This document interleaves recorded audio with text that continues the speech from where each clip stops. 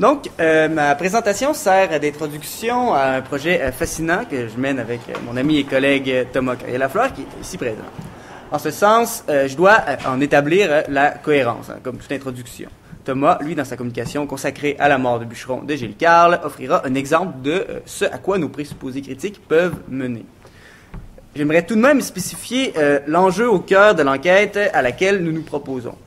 Il s'agit de relire Maria Chapdelaine, mais plus encore, lire contre Maria Chapdelaine, contre une lecture dogmatique chargée de permanence de la race, évidemment, de retour du même, de sclérose.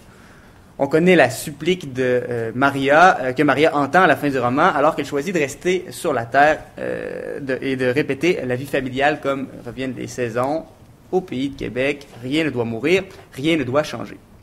Trop souvent, on a lu là un souhait, une contrainte structurante, et par là, trop souvent, on a réduit Maria Chapdelaine à son mimétisme un peu performatif de la permanence de la race. En témoigne donc le mythe qu'en-tire Nicole Deschamps dans le mythe Maria Chapdelaine, le meneau, maître drava de Félix-Antoine Savard, l'amour mielleux que lui portent les Louvigny de Montigny et Édouard Montpetit de ce monde, ou la fascination que le premier film tiré de Maria exerça sur un certain, peut-être le connaissez-vous, Adolf Hitler. Donc, la permanence de la race semble occuper une grande place dans la lecture de ce roman. Mais pour lire un tel souhait de permanence, il fallait oblitérer une force mythologique à l'œuvre, qui sourdait derrière et dans la vie des personnages. Il fallait réduire les événements à ce qu'ils étaient et ne pas jeter un œil à ce qu'ils pourraient être. Je chercherai dans cette introduction à faire saisir comment Maria Chapdelaine est effectivement un texte fondateur, mais une fondation mouvante, comme une formule riche de variables. Maria Chapdelaine actualise des forces en puissance, assurément mythologisées, et lire ce roman consiste à voir le tapis de mots qui défile derrière et devant, à voir comment le texte ne s'arrête pas à lui-même, est né et donne naissance, fertilisé et fertilisant. En ce sens, lire Maria Chapdelaine implique de lire d'autres textes, à voir d'autres films, à saisir d'autres Maria, par devant et par derrière, car ce texte bordé par la frontière sombre des forêts, je viens de m'apercevoir que la phrase était bizarre. Ça nous rassure. Donc, bordé par la frontière sombre des forêts, comme on le répète, et bordé par le possible d'autres textes qu'elle appelle comme naturellement. Il s'agira de lire ces textes dans leurs échos, parfois banal, c'est l'intertexte, et parfois étonnant, improbable, pourtant il me semble significatif. Ici donc se mettra en branle la force mythologique. Cette entreprise de lecture devra, pour tirer toutes les conséquences de nos présupposés, s'appuyer sur une forte dose de création. Lire, c'est faire, comme dirait l'autre, c'est l'autre qui c'est une référence que Walid utilisait aussi. Mais lire, c'est aussi défaire un peu. Donc, pour l'introduction à cette enquête, qu'on me permette d'y aller par assertion. Il me semble que c'est la meilleure façon d'avancer dans ce projet qui est touffu et éclaté. J'ai 25 assertions. Elles sont courtes. Première assertion. Dans Maria Chapdelaine de Louis Hémon, le personnage, François Paradis, s'est écarté, selon l'expression utilisée par Eutrope Gagnon. S'écarter, insiste-t-on dans le roman, c'est une citation, le mot lui-même au pays de Québec et surtout dans les régions lointaines du Nord a pris un sens sinistre et singulier où se révèle le danger qu'il y a à perdre le sens de l'orientation seulement pour un jour dans ces bois sans limite. Deuxième assertion. Dans Maria Chapdelaine, on ne retrouve jamais le corps de François Paradis. Quand on a su qu'il s'était écarté, raconte Eutrope Gagnon, des hommes d'Ouatchouan sont partis après que le temps s'était adouci un peu. Mais la neige avait couvert toutes les pistes et ils sont revenus en disant qu'ils n'avaient rien vu. Voilà 3 jours passés, il s'est écarté. Troisième assertion. Dans Maria Chapdelaine, la mort inférée de François Paradis est résumée par le récit que livre Eutrope Gagnon. Le père Chapdelaine, de son côté, mettra fin au récit du drame par une morale de circonstance. Ça montre que nous ne sommes que de petits-enfants dans la main du bon Dieu. Plus tard, Maria se morfondra de cette perte tragique, car François était son promis. Le curé lui en adressera le reproche. Faire dire des messes et prier pour lui, ça c'est correct. Mais te chagriner sans raison et faire une face à décourager toute la maison, ça n'a pas de bon sens et le bon Dieu n'aime pas ça. Bref, dans Maria Chapdelaine, à cause du bon Dieu, on passe très vite sur la mort de François Paradis. Quatrième assertion. Ni dans Maria Chapdelaine, ni ailleurs, jamais il n'y a eu d'enquête sur la mort de François Paradis. Étant donné les motifs divers qui justifieraient son assassinat, la symbolique lourde que revêtirait la cause profonde de sa mort, étant donné l'importance de Maria Chapdelaine dans l'imaginaire culturel québécois, on peut s'étonner qu'aucun coroner, shérif, herméneute, critique n'ait jugé bon de faire enquête. Il faut faire enquête sur la mort de François Paradis. 5e assertion. Nous connaissons les circonstances de la mort de Louis Aymon, auteur de Maria Chapdelaine, mort survenue avant l'apparition de son célèbre roman. On sait que Louis Aymon, écrit Damas Potvin, a été tué à 2000 et demi de Chapleau, Ontario, dans le district de Sudbury, à 7h20 du soir, le 8 juillet 1913, alors qu'il marchait avec un compagnon dans la direction ouest sur la voie ferrée. Comme il était un peu sourd d'une oreille, il n'entendit pas le sifflet de la locomotive numéro 1226 du train numéro 1 du Canadien Pacifique. Il fut frappé et reçut des blessures dont il mourut 20 minutes plus tard. La preuve de l'enquête du coroner dont je possède une copie, ajoute Potvin, a démontré que le mécanicien avait pris les précautions nécessaires en faisant fonctionner le sifflet pour avertir le pauvre jeune homme, dont la mort, conclut le coroner, a été causée par un accident que le malheur a voulu rendre fatal. 6e assertion. Autant les circonstances de la mort de François Paradis semblent nébuleuses, livrées au discours d'Eutrope Gagnon, autant les circonstances de la mort de Louis Aymon s'avèrent précises. C'est à ça que sert un coroner, j'ai envie de dire. Mais, et voici l'assertion, les deux morts se rencontrent en un même point, à savoir sur leur disparition. La Société du parler français, raconte Potvin, peu après l'inauguration du monument de Péribonka, a commencé une enquête à Chapleau, où Louis Aymon est mort. Nous n'avons pas pu, malheureusement, trouver l'endroit exact du cimetière catholique de cette place où il repose, écrit Potvin. Si la Société Saint-Jean-Baptiste a plus tard installé une pierre tombale dans le cimetière catholique de Chapleau, rien ne prouve totalement, rapporte Potvin, que cette pierre repose sur la tombe de Louis Aymon, à moins que le hasard ait voulu qu'elle soit posée précisément sur cette tombe, ce qui serait assurément un merveilleux coup de ce hasard, toujours on le sait, assez capricieux. 7e assertion. Il me semble tout de même étrange qu'on justifie le fait que Louis Aymon ait été happé par un train en raison d'une oreille sourde, alors qu'il a été happé avec un compagnon.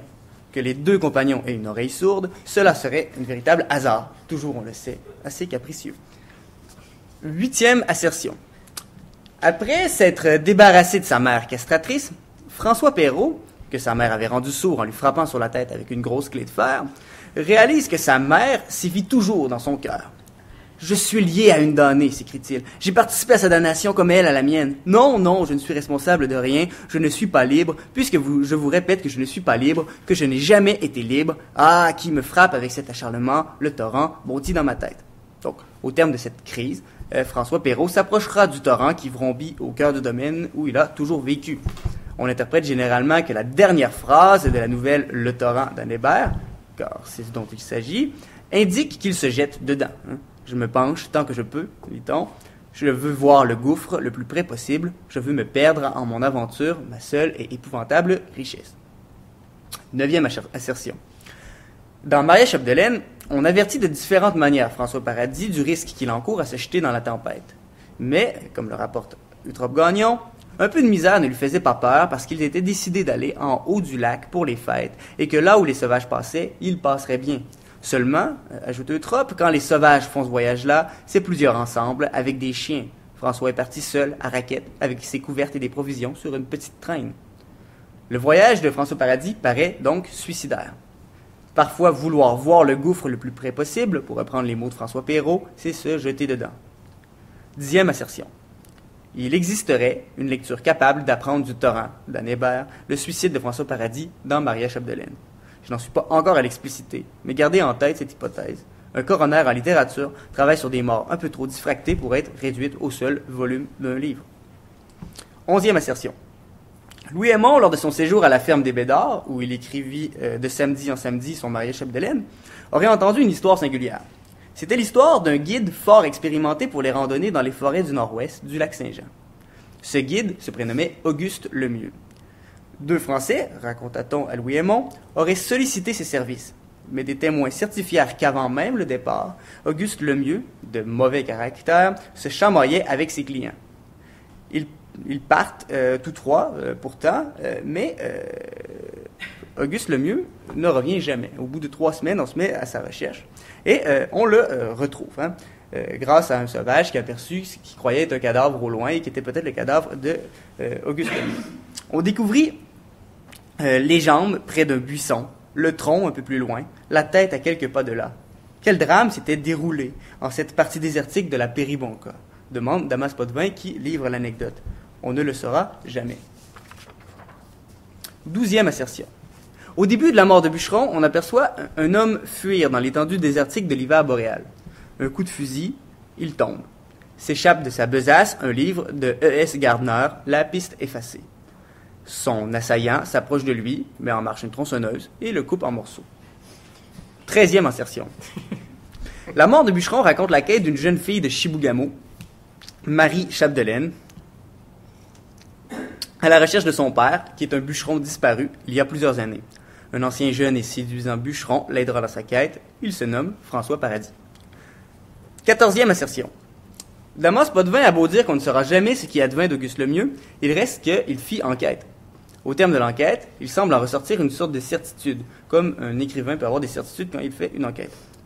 Pour Potvin, pas de doute, Auguste Lemieux a été tué et à demi dévoré par ses clients, lesquels s'entre-dévorèrent sur la route aride qu'il devait traverser entre le lac Saint-Jean et la baie James. Potvin a une autre certitude. Pour lui, pas de doute, Auguste Lemieux a inspiré Louis Aymon l'aventure de François Paradis. 15e assertion. Maria Chapdelaine reprend la forme des trois petits cochons. Maria choisit François, un homme un peu sauvage, fou d'aventure, mais le loup souffle, François meurt. Elle court alors dans les bras de Lorenzo Surprenant, un Canadien établi en Amérique, un homme moderne qui connaît le cinématographe, qui connaît les lampadaires, mais le loup souffle. Et Laura, la mère de Maria, meurt. Et là, je mentionne en parenthèse, que la parenté entre les noms de Laura, qui est le féminin de Laurent, comme dans l'expression la Laurentie, qui désigne de façon mythique le Canada. Donc, Laura est le féminin de Laurent, tout comme Lorenzo est une formule étrangérifiée du même Laurent. Donc, il paraît logique, suivant le nomastique, que la mort de Laura détourne de Lorenzo. Comme deux négatifs font un positif, enlever un négatif, ça devient négatif. Bref, le loup souffle, Laura meurt, et Maria court se réfugier dans les bras d'Eutrope, le bon cultivateur taciturne, un peu bête, qui défriche sa terre et parle toujours de météo. La question qu'on pourra se poser, c'est qui est donc le loup qui souffle dans Maria Chapdelaine?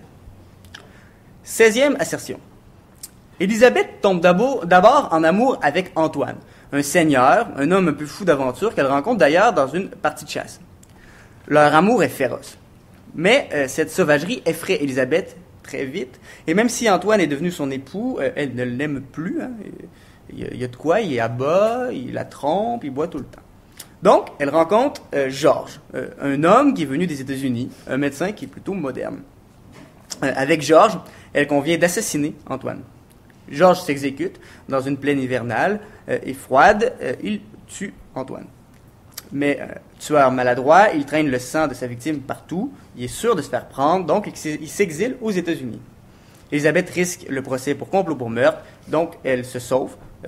Et elle sauve sa dignité, c'est-à-dire en mariant un bon Canadien de chez nous, un notaire prénommé Jérôme, qui représente la permanence de la terre, la permanence de la race. Donc, dans Kamouraska d'Anne Hébert, puisque c'est ce dont il s'agit, on sait qui est le loup qui souffle. Hein? C'est Élisabeth et ses désirs alliés avec Georges, le bel Américain. 17e assertion. Il existe effectivement une autre lecture qui permettrait à Kamouraska d'éclairer Maria Chapdelaine, de faire de Lorenzo Surprenant l'assassin de François Paradis. Il faudra bien que je m'y arrête, mais bon, pour me permettre de continuer encore. 18e assertion. La première question que se pose un bon enquêteur devant une mort, c'est bien qui y gagnerait quelque chose. Le verbe gagner nous met déjà sur la piste. Eutrope Gagnon gagne effectivement au bout de l'histoire, c'est lui, après tout, qui épouse Maria Chapdelaine. Le travail de l'enquêteur devant une telle situation consiste à transformer le gagnant en perdant. En vérité, nous n'avons pas besoin d'autres œuvres pour lire Maria Chapdelaine, comme l'histoire d'un double meurtre. Hein? Eutrope assassine François, puis Laura, la mère de Maria. Ce double meurtre est inscrit dans la fibre du texte. 19e assertion. Eutrope sait tout. Quand il rentre pour annoncer une nouvelle de malchance, Laura s'inquiète pour ses fils. Laura Chapdelaine, la mère de Maria. Ses fils qui sont partis au chantier. Ils vont bien, confirme Eutrope. Celui qui va mal, c'est François, dont il savoure le récit de la mort durant plusieurs pages. Il le livre d'une façon inhabituelle. C'est une citation. Il parlait avec une facilité singulière, lentement, mais sans chercher ses mots, comme s'il avait tout préparé d'avance. Il avait préparé le récit et le crime que porte ce récit. Tout préparé d'avance, lentement, mais sans chercher ses mots, c'est-à-dire sans hésiter. Joueur d'échecs habile qui contrôle l'ordre des choses. Sauf qu'ayant tué François, il se trouve fort embêté car Lorenzo, l'Américain, revient de sa banlieue de Boston pour achever de faire sa cour à Maria Chapdelaine. Ce garçon des États est venu faire de beaux discours, dit-on. Eutrope n'a aucune chance face à Lorenzo. Aucune chance face à qui que ce soit, en fait. Il ne peut lui opposer que la routine du même, le retour des saisons, la vie éternellement pareille. Lorenzo est moderne. Il s'élèvera dans une veillée pour vomir sur les habitants qui sont les esclaves de leurs animaux et de leurs terres. Et alors Maria, au terme de cette soirée, sera résolue de quitter le pays de Québec au bras de Lorenzo. Mais c'est sans compter l'esprit d'Eutrope Gagnon. Eutrope verra dans cette diatribe de Lorenzo contre la terre une manière de convaincre Maria. Il lui suffit alors d'empoisonner celle qui représente si bien la continuité des paroisses et de la vie d'ici. Donc, tuer Laura Chapdelaine pour que Maria ne puisse se résoudre à abandonner son père, à abandonner la continuité de la terre dont elle devient garante, sa mère une fois partie. Lorsque Laura commence à pâtir, encore une fois, Eutrope est le premier sur les lieux. Il sait toujours tout.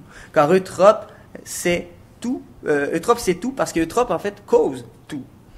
Laura est mal en point. On ne sait pas comment Eutrope a fait son compte pour la mettre dans cet état, mais on sait comment il l'achèvera. Il lui fourguant des petites pilules pour guérir ses rognons. Il aura la fourberie de dire que ces petites pilules viennent des États-Unis, signant ainsi son crime. Tuer Laura pour se débarrasser de ce garçon des États, pour cracher une dernière fois sur les mirages de cette modernité. Eutrope est le criminel parfait, c'est dire que nul n'a jamais vu, jusqu'à aujourd'hui, que ces crimes en furent. 20e assertion. Dans Kamouraska, Élisabeth tente vainement d'empoisonner Antoine. Cet échec oblige Georges à astiquer son revolver. 21e assertion. La mort de Bûcheron permet toutefois de se faire confirmer la thèse du meurtre d'Eutrope. Dans ce film, on cherche à élucider la mort de Tancrède Chapdelaine, père de Marie. Tout cela est résolu en conclusion grâce au récit du cuistot du camp de Bûcheron, où Tancrède serait disparu. Le cuistot raconte alors qu'une révolte serait née chez les bûcherons contre les propriétaires anglais, qu'une fusillade aurait éclaté, 5 morts que ça aurait fait. Or, ajoute le cuistot, Tancrède aurait été tué en premier, et non pas d'une balle de front tirée par les autorités et les policiers qui encerclaient le camp, mais de dos, par un traître. Ce traître, homme taciturne, resté dans les terres du Nord, sorte d'Eutrope devenu fou, on le comprendra à la fin de la mort de Bûcheron, c'est ce cuistot lui-même qui raconte l'histoire, interprété par Marcel Sabourin, jaloux de Tancrède qui lui aurait volé sa femme, bien nommée Blanche Bellefeuille. 22e assertion. Marcel Lévesque est vendeur de voitures, non loin de Péribonka.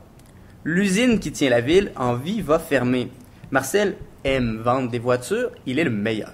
Assez que lorsqu'il ne peut pas vendre la bonne voiture, il se fâche, il s'irrite.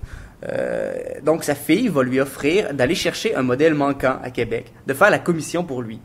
Elle et son jeune fils se tueront donc sur le chemin du retour. Dans cette mort au cœur du film Le Vendeur de Sébastien Pilote, se lit un peu la mort de François Paradis. Un peu, je dis, parce que François Paradis est aussi un personnage du film. Il travaille à l'usine qui va fermer, mais Marcel, le vendeur, réussit quand même à lui vendre un gros pick-up qu'il n'a pas les moyens d'acheter. C'est pas trop cher quand on compte bien, opposerait-il aux résistances de son client. François Paradis, au milieu du film, voudra rendre le pick-up. Il ne peut le payer, mais c'est trop tard, oppose Marcel. À la fin du film, François Paradis tentera de se suicider dans son garage avec son pick-up, qui lui a coûté sa femme, ulcéré de vivre avec un tel idiot qui, sans emploi, s'achète un gros pick-up. Marcel le sauvera du suicide. Comme si dans l'économie du film, la mort de la famille de Marcel sauvait François Paradis. C'est que tout simplement dans Le Vendeur, François Paradis se trouve ailleurs. La fatalité de sa mort est distribuée en d'autres personnages. 23e assertion. Il s'agit de ma conclusion. On aura reconnu dans notre démarche à Thomas et à moi l'éthique suspicieux d'un Pierre Bayard. Mais pas seulement, relèvera-t-on, parce que si Bayard, dans son admirable trilogie policière, tente de trouver dans le seul texte et alentour dans la genèse du texte les indices vers un nouveau verdict, chez Agatha Christie, Shakespeare, Conan Doyle, on en a bien parlé dans ce colloque-ci, il semble que Thomas et moi ne puissions nous contenter d'un seul texte, voire que de la littérature. Maria Chapdelaine ne comporte pas à proprement parler de scène de crime, et nul n'a fait d'enquête sérieuse à l'intérieur de la diégèse, de telle sorte qu'on serait fort embêté de ne se baser que sur la narration pour saisir les alibis, pratiquer les autopsies, rapailler les témoignages. Mais cette recherche à l'extérieur des limites du roman de Louis Hémon se justifie autrement que par l'insuffisance du texte.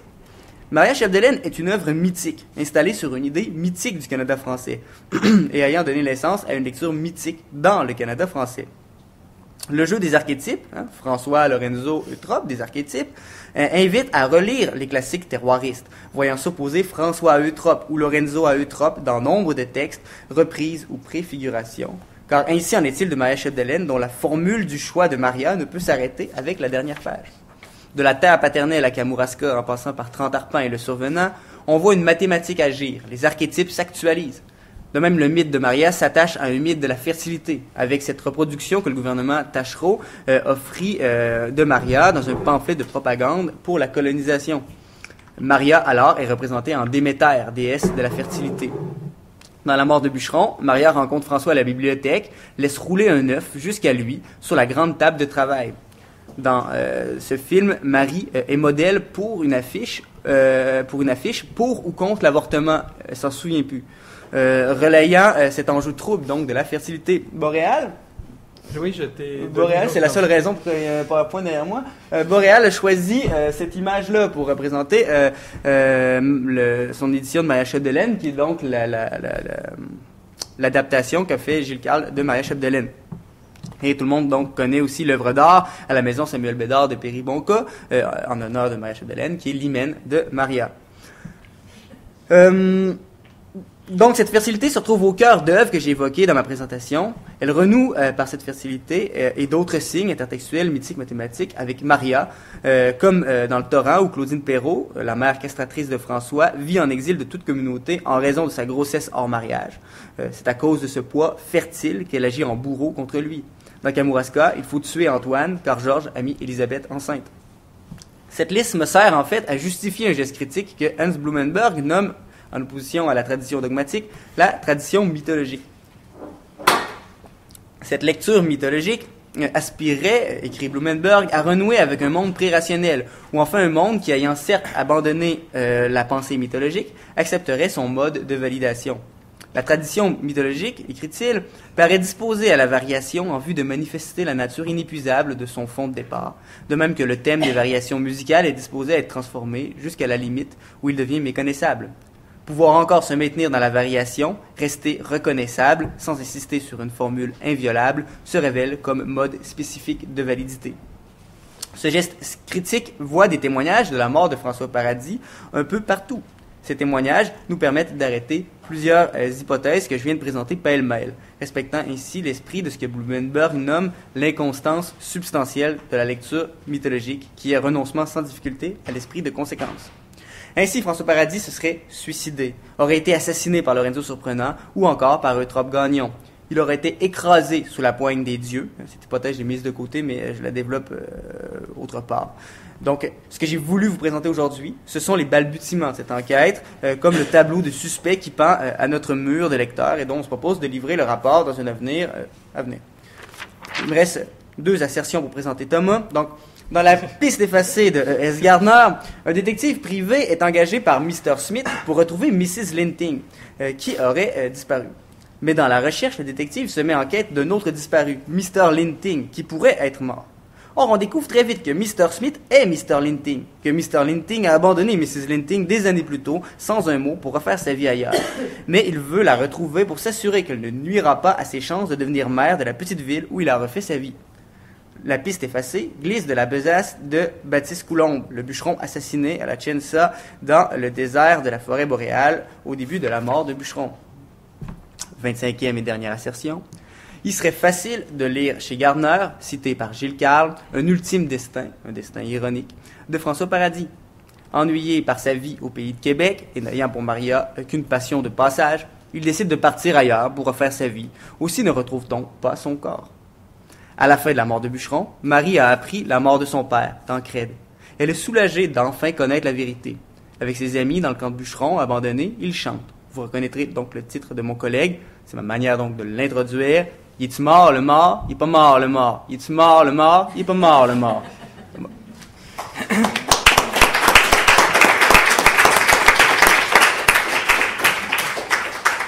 Merci. En t'écoutant, je me disais que peut-être